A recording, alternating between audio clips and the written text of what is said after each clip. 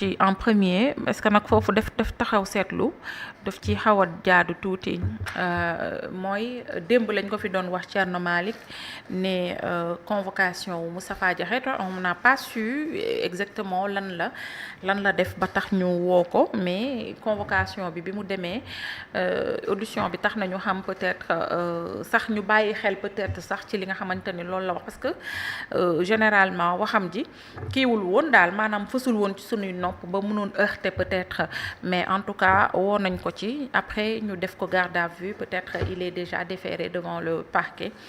tey ci suba gi ñu ni offense au chef de l'État te dafa critiquer li nga xam ni mooy protocole présidence noo ko jàngatee.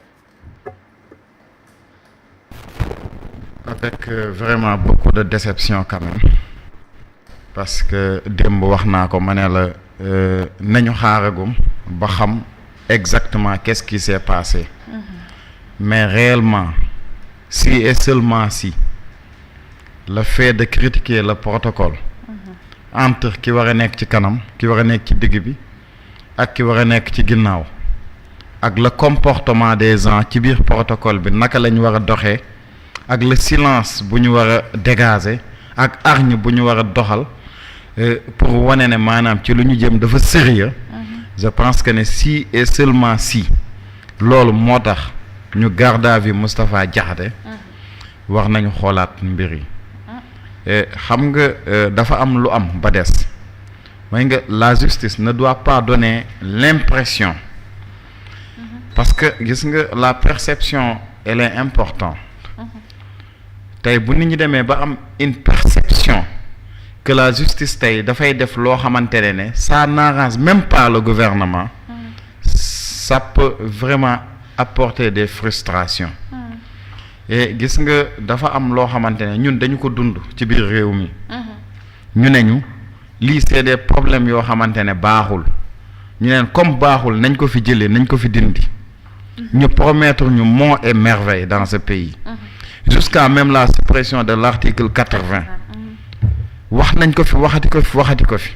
mais malheureusement même si dialogue national bu mujj bii nii ñuy doon waxtaanee ci affaire kii bi article 80 bi sax même commission boobu ñu ko doon waxtaanee mooy liberté et démocratie jubóowuñu foofu cela veut dire que ñun nos hommes politiques ont tendance de défendre par rapport ak ñoom ci zone bu ñu nekk maanaam quand tu me dis aujourd'hui que l'arrêté Ousmane Ngom baaxul dañ ko fi war a jëlee yow yàlla yóbbu la ba nga nekk ci gouvernement dindi woo ko fi nga dem ba jóge fi ne nañ ko fi dindi su ma ko waxee damay def allusion ak njoñu Macky Sall yi su ma nee article 80 ba fi le premier ministre defee tweetam wax ci lim ciy wax ci article 80 ma jàppoon ne tey ñoom bu ñu demee tey ba yor le pouvoir ce sera des choses premières à modifier wala à supprimer mais jusqu'à présent gisuñu dégguñu waxuñu ci ba ci commission bu ñu defoon sax pour dialogue national jubóowuñu ci poñ boobu noonu xam nga tout ça pour dire que bu ñu ko bëggee boole dafay compliqué dafay jaxasoo xam nga Moustapha Diakhaté tu le prends nga mettre ko garde à vue après qu'est-ce que ça rapporte pour le pays surtout quand il s'agit que critiquer quelque chose boo xamante ne sincèrement pour man jarul sax convocation bay woote ba bay jàpp di garde à vue man ba ma xamee ne fee boobu la dama rus dama am déception bu mag parce que justice bi ni mu war a taxawee warul joxe impression boobu noonu tey bu demee bay joxe impression boobu rek mais les gens aussi ont leur liberté de s'exprimer de douter xam nga booy xool le contrat social de Jean-Jacques Rousseau su nekkee lire nga ko xam nga lu indi contrat bi maam dañu nekkoon dans un état de nature ku si nekk da nga doon def lu la neex ba nit ñi sax dañu doon lekkante parce que loolu mooy état de nature maanaam ku ne da ngay def lu la neex la loi du plus fort dafay régner mais ba nit ñi demee ba xam ne lii du dem nit ñi soxla nañ jàmm soxla nañ paix soxla nañ faju soxla nañ dem hôpital bu ñu feebaree loolu yëpp dañ ko soxla ñu ne donc nañu def lu ñu naan contrat social léegi lan mooy nekk contrat social muy ñun ñii ñëpp toog ci plateau ku si nekk da nga am looy dindi ci say liberté looy dindi ci say yëf ñu boole ko dénkaane ko ñu xam ne kii kat li mu war a def fii la yam frontière am fii la yam contrat boobu loolu moom moo ko andi mais tey lu amul contrat amul solo parce que kenn du respecter keneen ki li nag Sénégal nag état de droit la mais bu ñu nekkee dans un état de droit il faut que ñi war a liggéey xam ne dañu war a liggéey ñi war a critiquer aussi xam ne ñoom dañoo war a critiquer man kay li may wax chaque jour di ko fàttali encore mooy bépp wax bépp critique na tegu ci yoon tegu ci dëgg tegu ci fulla tegu ci fayda maanaam bul tooñ kenn bul dépasser kenn te gisuma ne Moustapha Diakhaté wax dëgg fa yàlla ci lii ñu ne moom lañ koy toppee gisuma ci fenn foo xamante ne wax dëgg fa yàlla jar na convocation sincèrement bu ñu waxantee dëgg jaru ko te loolu tey même au sein même du régime Pastef am na ñu ci bari ñoo xamante ne tu discutes avec eux sincèrement ils ne sont pas d'accord parce que ñoom jàpp nañ ne lii nii dérive bi bu continuer du baax lan moo ko fi jar tey pour wan la ne rek Moustapha Diakhaté loolu mu wax ba mu ko waxee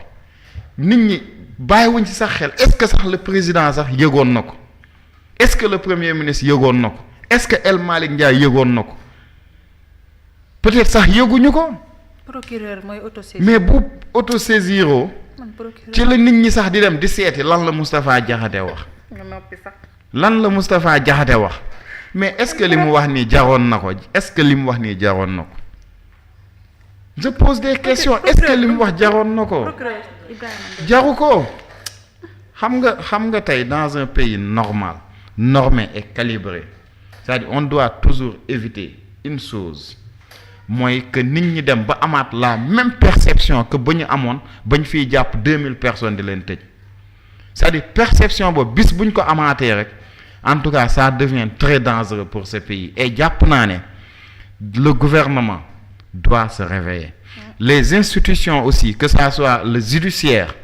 c'est-à-dire ñoom ci boppam c'est-à-dire bu ñu nekkee dañu bëgg a def seen liggéey correctement rien ne les empêche de le faire rien te man jàpp naa ne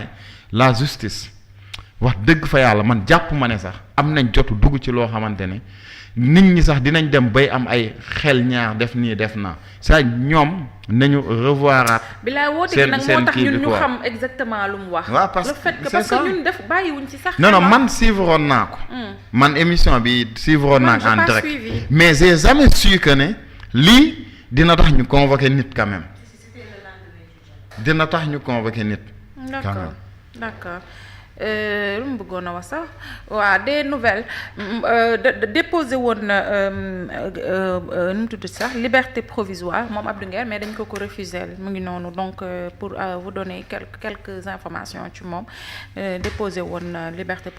provisoire mais dañ ko refusé mais ba tey il ne décourage pas yàlla baax na mu ngi noonu alors Serigne nan nga ko jàngatee déjà interpellation bi parce que très sincèrement man j'ai pas suivi exactement lu mu wax mais li ñu mën a jàpp mooy convocation la ci cadre